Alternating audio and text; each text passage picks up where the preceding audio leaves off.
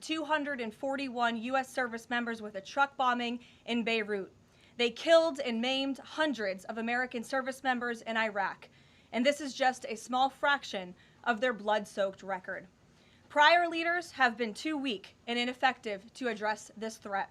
Some, like Barack Hussein Obama, even sent pallets of cash that ultimately financed this terrorist crusade against the United States and our people, while signing stupid and naive deals that put Iran on the path of developing nuclear bombs. After years of endless appeasement and empty statements from politicians on both sides of the political aisle in this town, President Trump is finally the man of action. President Trump is holding these monsters accountable and permanently extinguishing their nuclear ambitions. Future generations of Americans will look to this moment as the moment where the specter of a nuclear-armed Iran ended. At the beginning of Operation Epic Fury, launched last weekend, President Trump laid out clear objectives to the American people on what the U.S. military seeks to accomplish through these major combat operations. Number one, destroy the regime's deadly ballistic missiles and completely raze their missile industry to the ground. Number two, annihilate the Iranian regime's navy. And so far, we have destroyed more than 20 Iranian ships, including their top submarine last night, using a torpedo for the first time since World War II. There is not a single Iranian ship underway in the Arabian Gulf, Strait of Hormuz, or the Gulf of Oman. Number three, Operation Epic Fury will ensure the regime's terrorist proxies in the region can no longer destabilize the region or the free world and attack our armed forces. And thus far, Iran's proxies are hardly putting up a fight. Number four, this mission will guarantee that Iran can never obtain a nuclear weapon. It's safe to say that thus far, Operation Epic Fury has been a resounding success. American forces have struck more than 2,000 targets, destroying hundreds and hundreds of ballistic missiles launchers. As the Department of War said this morning, we expect to have complete and total dominance over Iranian airspace in the coming hours, clearing the skies for our brave warriors to continue achieving these noble and long sought-after objectives. There's been a lot of misreporting and intellectual dishonesty from the American media on why President Trump decided to launch this operation. So let me remind you, Operation Midnight Hammer, which took place last June, obliterated Iran's 3 major nuclear sites. Yet the terrorist Iranian regime has remained fully committed to rebuilding its nuclear program. How do we know this? Because Iran has pursued this path of war and violence despite President Trump dispatching 2 of his top and most trusted negotiators to engage in exhaustive and good faith negotiations to try and reach a deal. And the world knows this president's preference is always peace and diplomacy first. Look no further than the 8 additional global conflicts he has ended in the past year as proof. Unfortunately, the terrorist Iranian regime refused to negotiate in good faith. They chose this path of violence and destruction, and they are reaping the consequences of their horrible decision. The regime did what they always have done. They lied, they delayed, they tried to string the United States of America along. They wanted to buy themselves time to continue building ballistic missiles and other deadly weaponry that could harm our U.S. personnel and troops in the region, and to continue aggressively pursuing their unacceptable nuclear ambitions.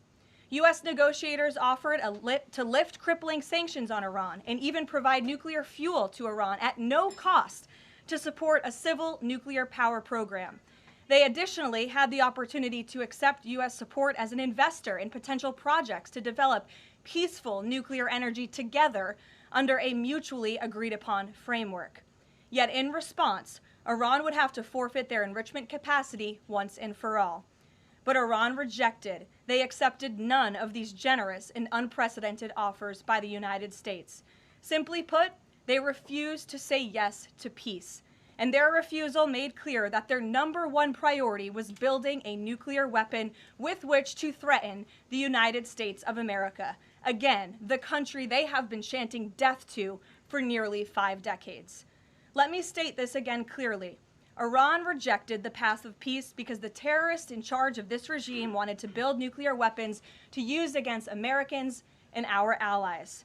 President Trump made the determination, a courageous determination and decision, that the path the United States was on with Iran had only one outcome: massive death and destruction at the hands of a nuclear-armed terroristic regime. That path of death and destruction and threats against the American people have ended with Operation Epic Fury. Operation Epic Fury has forged a new path that will better ensure the security of the United States and our people. The terrorists made a bet that President Trump would be like many of his predecessors, that he would just talk and he would refuse to enforce his clear red lines. But that has proven to be a catastrophic error in judgment. When President Trump makes a threat, and I have reiterated that threat many times from this podium to all of you over the past year, President Trump does not bluff. The president's words are backed up by the mightiest warriors in the world who possess the most sophisticated capabilities this world has ever known. 49 and counting of the most senior Iranian regime leaders, including the supreme leader, have already been wiped off the face of the earth. Make no mistake, killing these brutal terrorists is good for America and makes the world a much safer place. I want to also extend our prayers and condolences to the families of the 6 U.S. military service members who have been lost in Operation Epic Fury. These heroes represent the very best among us. They laid down their lives in defense of our country, and we will never forget their legacy or their sacrifice. As the president said, we grieve for these American patriots and their families as we continue the righteous mission for which they gave their lives. President Trump intends to attend the dignified transfer of these American heroes to stand in grief alongside their families. I understand the Department of War is working on scheduling this transfer, and we will provide updates at the appropriate time. Finally, the Trump administration is also doing everything within our power to protect Americans in harm's way. Since the launch of Operation Epic Fury, more than 17,500 Americans have safely returned home from the Middle East, with over 8,500 American citizens returning home to the United States just yesterday alone. If you are a U.S. citizen in the Middle East looking to return to the United States, the Secretary of State asks that you please register with the State Department at step.state.gov. The State Department will identify where you are and provide travel options directly to you. The administration is already rapidly chartering flights free of charge and booking commercial options, which we expect to become increasingly available as time goes on and the success of this mission further comes to fruition. I know the President and Secretary of State Rubio have been in touch as well with our allies in the region directly about this problem, making it clear that it is a priority of the United States of America to bring every American home. The Trump administration will not rest until every American is home safely and until the terrorist threat from Iran has been completely destroyed. With that, I'll take your questions. Eric, why don't you kick us off today? Thank you for being here. Thanks so much for having me. It's great to be here. As you mentioned, Iran's regime, its leadership has largely been decimated. Do we have a sense right now of who is actually calling the shots in Iran? And we're also leader's son may be named his successor. Do you have any more information about that? I just had a quick follow-up as well. Sure. We've seen those reports as well, of course, and this is something that our intelligence agencies are closely monitoring and looking at. The truth is, we'll have to wait and see. The president has said repeatedly that the objectives of Operation Epic Fury are the 4 military objectives that I laid out for you previously: to destroy Iran's navy, to destroy their ballistic missile capacity, to ensure their proxies in the region can no longer harm Americans, and to also ensure that they can never obtain a nuclear weapon. As for what comes next for Iran, the president has said, of course, it's a good thing for the United States to want freedom for the Iranian people, and ultimately we hope that freedom rests in their hands. Caroline, we see the Arab and Muslim nations coming under fire as well. President Trump's vision for the region has been to bring the Arab and Muslim nations to the table together, Abraham Accords, obviously, with Israel. If this regime topples, could we see a new day in the region and really a new Middle East come out of this when the dust settles? Well, the greatest deterrent to true and long-lasting peace in the Middle East has always been the rogue Iranian terrorist regime. and our Arab and Gulf partners in the nation admit that, as well as, of course, our close friend and ally Israel. We have seen all of the Arab partners in the region come together during this time on the phone with President Trump, many of them commending him for this bold and brave action to protect American troops and our bases in the region that are housed in many of these Arab and Gulf states. And I know that many of these regional partners are contributing their air defense capabilities as well. Jordan, Bahrain, Saudi Arabia, the UAE, Qatar, Kuwait, and the president continues to be engaged with all of them. Welcome. Garrett. Also have two, if you'll humor me. Axios, I think, was the first to report this morning this phone call between the president and Prime Minister Netanyahu, saying that Netanyahu had given the U.S. this information about where the Ayatollah would be and that he'd be with his deputies on Saturday. How important was that information in the president making the decision to strike where and when he did? I think it was important with respect to the timeline, but I think the president, prior to that phone call, had a good feeling that the Iranian regime was going to strike the United States assets and our personnel in the region. And the president was faced with a choice. Does the United States of America use our military and our capabilities to strike first, to take out this threat that has been threatening our country and our people for 47 years, or is he going to, as commander-in-chief, sit back and watch as the rogue Iranian regime attacks our people in the region? That's obviously an unacceptable decision. For the second choice there is unacceptable to the president, which is why he made this decision. As for where the Ayatollah was going to be, that obviously had an impact on the timeline of the operation, but not quite the president's decision in its entirety. And then on the way the public is viewing this, we were sitting here last week, I asked you if the president was going to make this a big part of the State of the Union, if he felt like he had to sell the possibility that he'd do strikes like this. We're now 5 days on. He hasn't done kind of the traditional speech to the nation part of it. Does the president believe the country supports the actions that he's taken so far in Iran? I think he does, and I think the president knows the country is smart enough to read past many of the fake news headlines produced by people in this room that this action was unjustifiable. Again, this is a rogue terrorist regime that has been threatening the United States, our allies, and our people for 47 years. And the American people are smart enough to know that. And they've also been smart enough to listen to the president himself, not just over the past year in this second term, but during his first term as president, and also for the past 40 years of his life. This is a president who has been remarkably consistent on this issue, that Iran can never obtain a nuclear weapon. And the president tried peace through diplomacy, exhaustively and extensively. He and his team gave it their best go, and the president ultimately came to the determination of that peace was not a pursuable path. The Iranian regime, they want death, they want destruction, they want to kill Americans, and that's unacceptable to this president. It's intolerable to him as commander-in-chief. Jackie. Thank you, Caroline. Obviously seen the update from the State Department on the 17,500 Americans that have already come back, including some 8,000 just yesterday. There are still 6,000 that are looking to get out, as I understand it.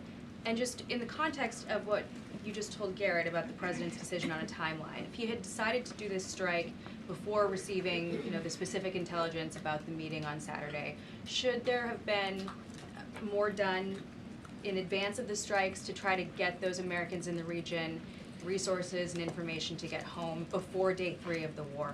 There was many signs put out by the State Department, and I wish that everyone in this room would report on them. The Secretary of State issued level 4 travel advisories dating back to January for many of these countries in the region. On January 14th, the U.S. mission to Saudi Arabia advised personnel and Americans to exercise increased caution and limit non-essential travel to any military installations. On February 11th, the U.S. Department of State Consular Affairs shared a list of countries with level 4 do not travel advisories. You can't be much more clear than that. Do not travel to these following countries. On February 23rd, the U.S. Embassy in Lebanon ordered non-emergency government personnel and family members to leave Lebanon due to safety risks, and we helped them do that. On March 2nd, the State Department urged U.S. citizens to depart Lebanon immediately. With respect to Iran, on February 27th, the Secretary designated Iran as a state of sponsor of wrongful detention and been stated no Americans should travel to Iran for any reason. And again, on February 27th, the U.S. ambassador to Israel warned Americans to leave Iran, and they provided travel advisory alerts through the U.S. Embassy in Jerusalem. So the State Department was all hands on deck on advising extreme caution and do not travel alerts to Americans in the region. With respect to the Americans who are still in the region now, again, the State Department is asking that they register at the website so they can directly identify you, and we are actively and rapidly working to charter flights. There is some commercial flights that are taking off intermittently from these countries, and we plan to get Americans on board as quickly as possible, again, free of charge to them. And we have some additional measures that I think will be announced in the coming days. Again, I can also reiterate from the President's perspective, this is something he's brought up directly with our allies and partners in the region, that we expect their help in getting Americans home, and we will do that, and we will not rest until every single American is returned home safely. Thank you. And then one follow-up just on how people might be experiencing this at home. With respect to the economy and the cost of oil spiking, is there a need to start those Navy escorts in the Strait of Hormuz now to sort of blunt the impact to people? And also, because Spain is a member of the EU, does that at all put a wrinkle in the President's plan for a trade embargo with them? With respect to Spain, I think they heard the President's message yesterday loud and clear, and it's my understanding over the past several hours they've agreed to cooperate with the U.S. military, and so I know that the U.S. military is coordinating with their counterparts in Spain, but the President expects all of our European allies, of course, to cooperate in this long sought-after mission, not just for the United States, but also for Europe, to crush the rogue Iranian regime that, again, not only threatens America, but also threatens our European allies as well. With respect to oil prices and the economy here at home, of course, this is something that Secretary Bessent, Secretary Wright, the National Economic Council of Energy, that is led by Secretary Burgum, has been long working on and well in advance. Yesterday, President Trump announced the U.S. Development Finance Corporation will provide political risk insurance at a very reasonable price for crude carriers and cargo ships operating in and around the Gulf. And as you pointed out, Jackie, the President said if necessary and when appropriate, the U.S. Navy will begin escorting tankers through the Strait of Hormuz. I think it speaks to why this action was so necessary, that ultimately the energy industry is going to benefit from the President's actions with respect to Iran, because Iran will no longer be controlling the Strait of Hormuz and restricting the free flow of energy, which, as you all know, controls 20% of the world's global oil supply. Sure. Thanks, Caroline. The President said yesterday there wasn't time to make evacuation plans because this all happened so quickly. Given how critical the President has been of the chaotic evacuation from Afghanistan by the last administration 5 years ago, why wasn't there more of a focus on evacuation plans from the Middle East that could have been at least put in place, ready to go before the strikes this weekend? Again, I just laid out for you that there have been plans in place and that the State Department has been very clear to the American people traveling within this region not to travel to these regions. We gave notices to leave immediately the countries where these Americans were within. And unlike the previous administration, we actually have a number. We actually have identified the number of people in the region who have requested help. We are in direct contact and engagement with them. And you have to keep in mind, there's a few thousand people who have requested assistance to come home in comparison to the millions who we understand are in the region. So we will help every single American who wants to come home if they're making that request of the State Department. Americans who called the State Department hotline as recently as last night were being told, we can't help you, you have to make your own plans. Well, the line was updated, and I expect every single person in this room to report on that accurately so that information can be relayed appropriately to your audiences and to the American people. I think as journalists, you all have a responsibility to let them know that the line has been updated accordingly with the proper guidance, because I saw many people in this room very quick to do selfie videos with the line yesterday, but not so quick to report on the corrected message today. So that is something the administration quickly worked to address, and we have fixed that problem. However, However, we're also pointing to people to the website, again, to register so that we know exactly where you are. So when there are commercial flights moving into that area, when there are chartered flights moving into that area, we can get Americans on planes as quickly as Do you possible. have any details on how many charter flights have been able to get out of the region so far with Americans on board? I don't have an exact count for you, but I know that we're working on chartering many flights. As soon as we were doing it yesterday, we're doing it again today. And you should not expect us to detail exactly when these flights are taking off for obvious reasons. The Iranians have shown that they are not going to hesitate to target civilians in the region, which is completely intolerable. But for safety and security reasons, we're not going to be broadcasting when flights full of Americans are going to be taking off, obviously. Danny. At the top there, you said that the Iranian regime is being absolutely crushed. Can you explicitly say then whether or not regime change is a goal of President Trump's operation?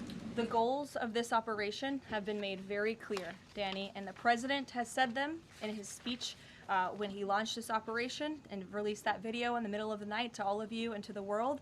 The stated military objectives of Operation Epic Fury are as follows: eliminate Iran's ballistic missile threat, destroy their naval capability, disrupt missile and drone production infrastructure, sever their pathway, and end their pathway to nuclear weapons. And I can report, as you all saw from the Pentagon today, that thus far this operation has been remarkably successful. Again, we're moving towards complete and total control of Iranian airspace. We have continuous 24/7 strike operations ongoing. We've had more than 2,000 targets that have been struck, nearly 2,000 munitions have been employed. The first 24 hours of this campaign were described nearly as twice the scale of the 2003 shock and awe campaign. And we've seen that the enemy, the Iranian rogue regime, their retaliatory strikes against the United States and the threat reduction has reduced significantly. If you look at the Iranian ballistic missile launches, they're down 86% from day one levels. So while the United States military continues to increase its complete dominance over this rogue regime, they are weakening day by day.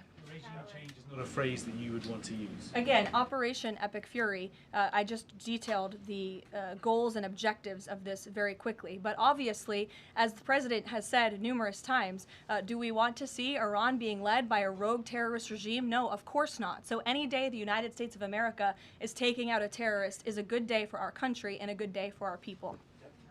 Given that point that you just make about the United States wouldn't mind seeing the government overthrown, certainly President Trump has talked about wanting to see Iranians overthrow the government. Has the president considered at all kind of how he views a U.S. role, if any, in Iran post-conflict? I think it's something the president is actively considering and discussing with his advisors and his national security team. But again, right now, the focus, minute by minute, hour by hour, day by day, is on ensuring the quick and effective success of Operation Epic Fury. Sure. Go ahead. Caroline, I want to ask you about the U.S. munitions I stockpile. don't even know who's speaking because I wasn't looking at you. You can ask a question and then I'll go to you. Caroline, I want to ask you about the U.S. munitions stockpile. President Trump posted on U.S. still has a good supply of weapons, but that we still, we're not where we need to be. What does he mean by that? And does President Trump then want to ask on Congress to pass a supplemental to increase funding for missile interceptor systems like the ones being used to defend U.S. bases in the Middle East from Iranian missiles? I don't have any updates for you on congressional asks from the president. As you know, under this president, we have significantly increased our defense budget, which is a good thing for the United States, for our national security, and for protecting our homeland. With respect to munitions, ammunition, weapon stockpiles, the United States of America has more than enough capability to not only successfully execute Operation Epic Fury, but to go much further. And we have weapon stockpiles in places that many people in this world don't even know about. However, the president in that post was pointing out that unfortunately we had a very stupid and incompetent leader in this White House for 4 years who gave away many of our best weapons for nothing, for free, to another country very far away by the name of Ukraine. So the president was pointing out how that was an unwise decision, but nevertheless, don't doubt the strength and the might of the American military. And I will also add, President Trump has rightfully been calling on defense contractors in this country to rapidly and aggressively produce American-made weapons because they are the best in the world, and the president always likes to get things done as quickly as possible, and so he's been quite vocal in his efforts to try to speed up our defense industry to protect our homeland. Caroline, can you use Go ahead. Caroline, could you tell us about the president's current thinking about ground troops and whether they could be used, if they were to be sent into Iran, what would they be used for? What's the situation of that? Well, they're not part of the plan for this operation at this time, but I certainly will never take away military options on behalf of the President of the United States or the Commander-in-Chief, and he wisely does not do the same for himself. I know there's many leaders in the past who like to take options off of the table without having a full understanding of how things could develop. So again, it's not part of the current plan, but I'm not going to remove an option for the President that is on the table. Sean. Hey, did the United States airstrike a girls' elementary school and kill 175 people? Not that we know of, Sean, and the Department of War is investigating this matter, and I would just tell you very strongly, the United States of America does not target civilians, unlike the rogue Iranian regime that targets civilians, that kills children, that has killed thousands of their own people in the past several weeks, and uses propaganda quite effectively, and unfortunately many people in this room have fallen for that propaganda. So I would caution you from pointing the finger at the United States of America when it comes to targeting civilians, because that's not something that these armed forces do. Reagan. Thanks, Caroline. Prior to the Iran conflict, the SAVE Act was really the focus of the news cycle. Is the SAVE Act still a priority for the administration? Absolutely. Could you just provide an update on the administration's talks with Congress to get the SAVE Act through? SAVE Act is absolutely still a priority for this president and the administration. The focus, of course, of much of the president's time right now is on ensuring the success of Operation Epic Fury, but the president can walk and chew gum at the same time, and he's very much continuing to focus on the issues that matter here at home for the American people, including the passage of the SAVE Act, including on bringing down the cost of living, which is why you'll see the president in about an hour and a half at the Ratepayer Protection Pledge Roundtable, where he will be sitting with big tech companies, with AI companies who are building in communities across the country and have pledged to pick up the cost of the electricity tab in these small towns and communities across the country, which is a great thing for American consumers. So you'll be hearing from the president directly on this very important domestic agenda item later this afternoon, and it's something that he mentioned in his State of the Union address. So check it off the list as another promise made and kept by this president. Sure, go ahead. Thanks, Caroline. I just wanted to get back to Danny's question. So those 4 objectives that you read out do not explicitly include regime change. If those objectives were achieved and the Islamic Republic still existed, would that be an acceptable outcome? That's a hypothetical question that I'm not going to engage in. Again, right now the president and the commander-in-chief are focused on executing the success of Operation Epic Fury, which we are already doing so in a very tremendous and impressionable way. Stephen. Thank you, Caroline. 2 questions. The Trump administration reportedly is considering arming Kurdish forces in the hopes of inspiring a popular uprising in Iran. Could you comment on that report? I can comment on the fact that the president has held many calls with partners, allies, and leaders in the region, in the Middle East. He did speak to Kurdish leaders with respect to our base that we have in northern Iraq. But as for any report suggesting that the president has agreed to any such plan is completely false and should not be written. President Trump was saying yesterday that he is okay with someone from within taking over in Iran. He spoke about how Venezuela he saw as a successful model where Delcy Rodriguez took over and had a better relationship. Iran's President Pezeshkian, he took office in 2024 as a relative reformer. He's part of a 3-man council now replacing the supreme leader. Does President Trump see him as a potential successor who is more pliable? Again, that's another hypothetical, and I haven't spoken to the president about this specific individual, so I don't want to get ahead of him on any assessments that should be made. Thank you. Yesterday, the president acknowledged that oil prices will be a bit high. As for gas prices here in the U.S., what is the admin doing right now to counter that? I mean, should they skyrocket? Is there a plan to help Americans right now with those higher gas prices? And then a second question.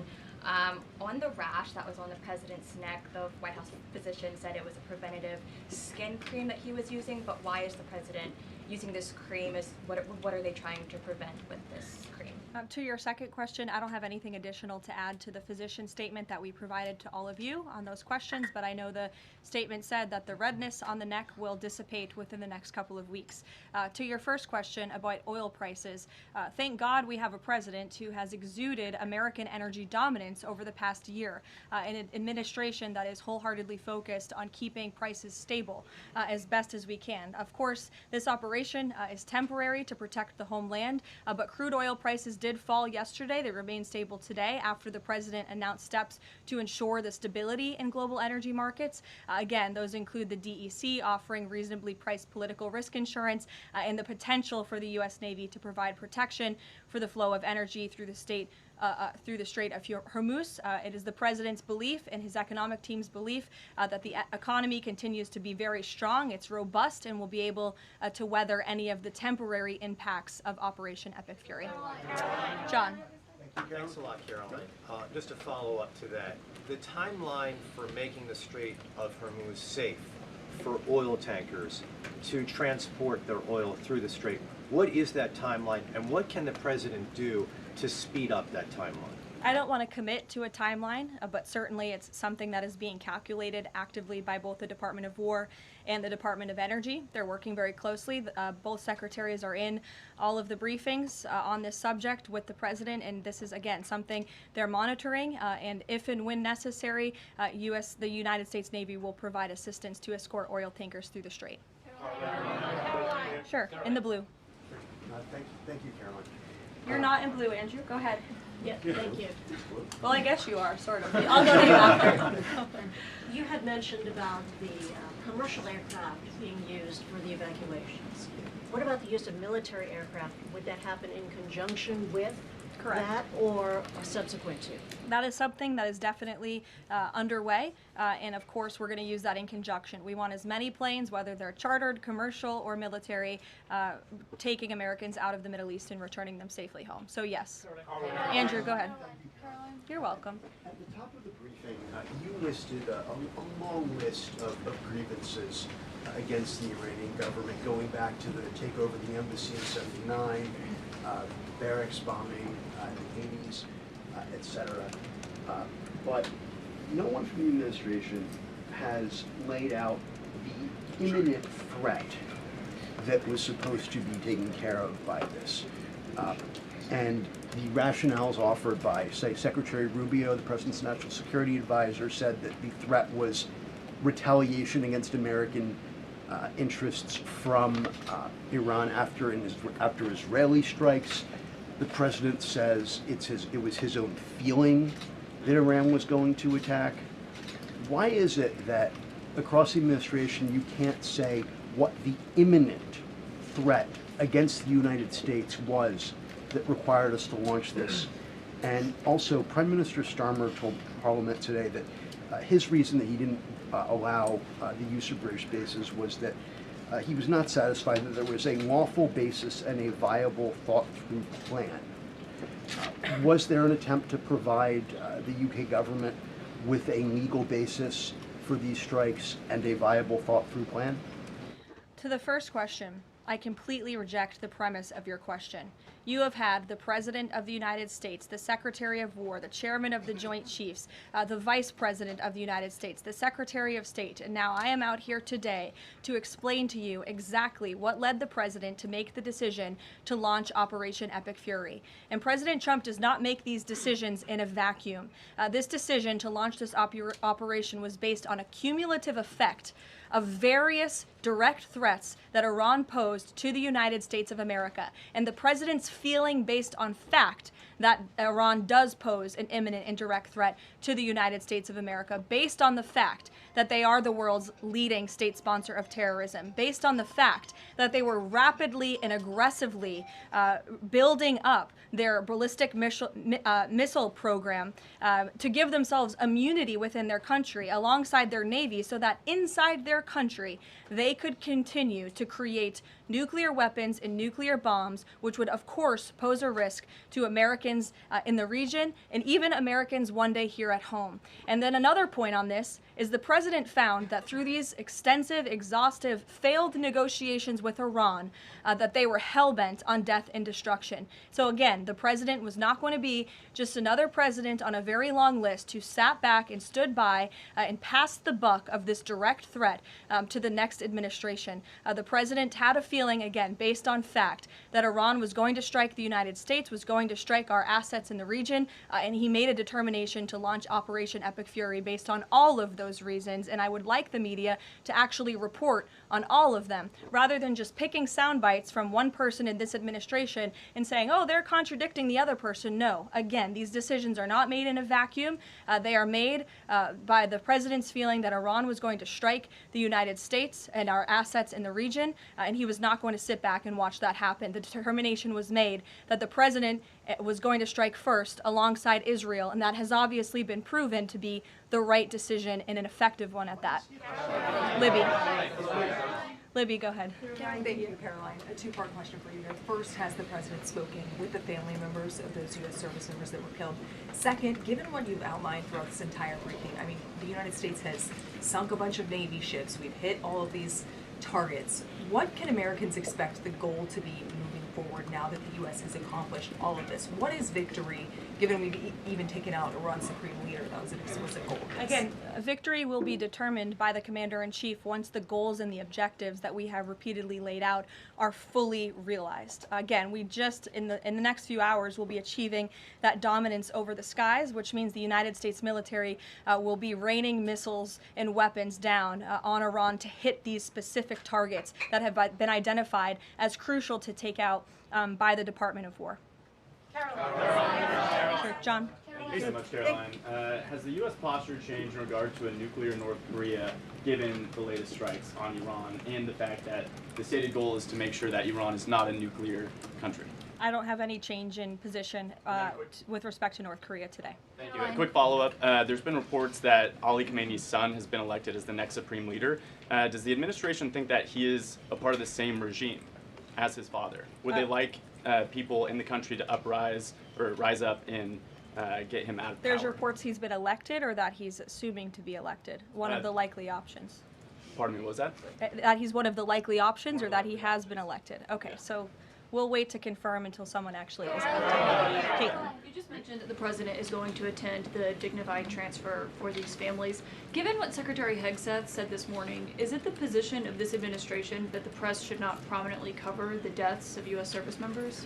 No, it's the position of this administration that the press in this room and the press across the country should accurately report on the success of Operation Epic Fury and the damage it is doing to the rogue Iranian regime that has threatened the lives of every single American in this room. If the Iranian regime had their choice, they would kill every single person in this room. And so we can all be very grateful that we have an administration and that we have men and women in our armed forces who are willing to sacrifice their own lives for the rest of us in this room and for every American across the country and for every troop that is based in the Middle East. That's what these... Secretary Hegseth was complaining that it was front page news about these 6 service members who were killed. That's not what the Secretary said, Caitlin, and that's not what the Secretary meant, and you know it. You know you are being disingenuous. There is not...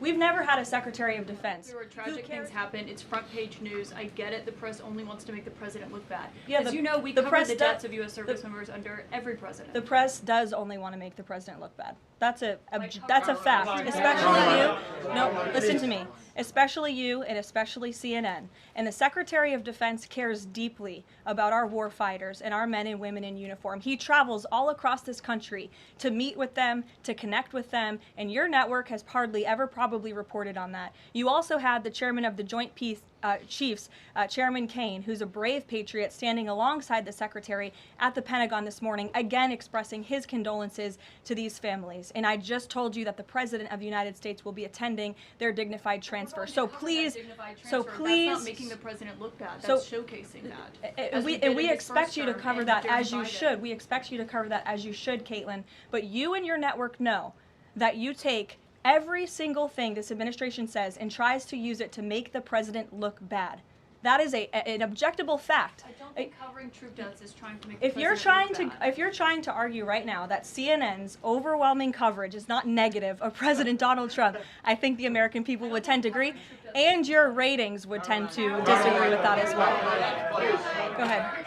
Thank you so much. On the school Sure. strike, back to that for a minute. I understand that the U.S. does not target civilian infrastructure. That's what you said. Can you say that there's any evidence right now that it was not a U.S. strike? And then also, you didn't mention Israel in that.